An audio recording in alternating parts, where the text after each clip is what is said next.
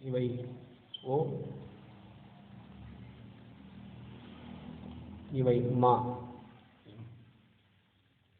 வளர்ச்சிகளாக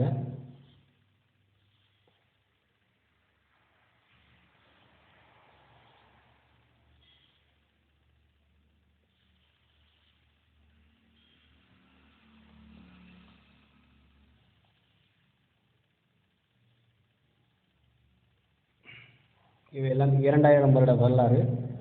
இதிலிருந்து 3000 வருடத்திற்கும் மேலாக பார்க்க வேண்டுமென்றால் இப்படி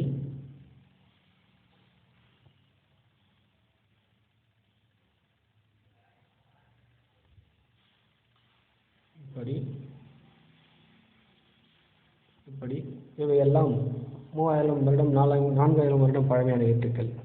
இவற்றின் தாக்கம் எப்படி இம் என்ற வரி வடிவம் இதன் வழியாக மட்டுமே பயணிக்கின்றன என்று இப்போ பார்ப்போம்.